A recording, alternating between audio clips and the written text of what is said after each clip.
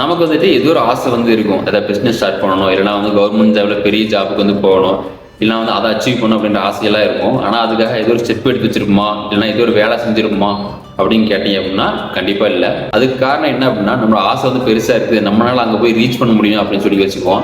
ரெண்டாவது, நான் ஸ்டார்ட் பண்ண பெர்ஃபெக்டாக தான் பண்ணுவேன், என்ன பண்ணவே மாட்டேன் அப்படின்னு சொல்லி வச்சுக்குவோம்.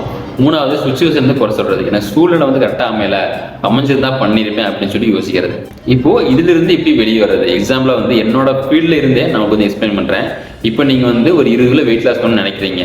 20 கிலோ வெயிட் லாஸ் பண்ணேன் அப்படின்னு சொல்லி யோசிச்சு அப்படின்னா அது பெருசா தெரியும். அதுக்கு பதிலாக வந்துட்டு நான் இன்னைக்கு என்ன பண்ண போறேன், ஒரு 1/2 மணி நேரம் ஒர்க் அவுட் பண்ண போறேன், என்னோட சாப்பாடு வந்து கொஞ்சம் கொஞ்சம் சேஞ்ச் பண்ணிக்க போறேன் அப்படின்னு சொல்லி யோசிச்சு அப்படின்னா ரொம்ப ஈஸி.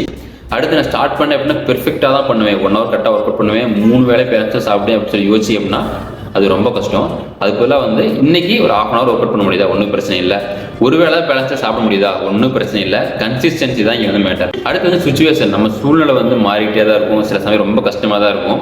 அப்படியே வந்தாலும் அந்த சூழ்நிலைக்கு ஏற்ற மாதிரி நம்மளால என்ன பண்ண முடியும், நம்ம டயட் என்ன சேஞ்ச் பண்ணிக்க முடியும், என்ன ஒர்க் அவுட் பண்ண முடியும் அப்படின்னு சொல்லி யோசிச்சோம் அப்படின்னா நம்ம வெயிட் லாஸ் ரொம்ப ஈஸி. நம்ம ஆசைப்பட்டதை, நம்ம ட்ரீமை ஈஸியாக அச்சீவ் பண்ணிடலாம்.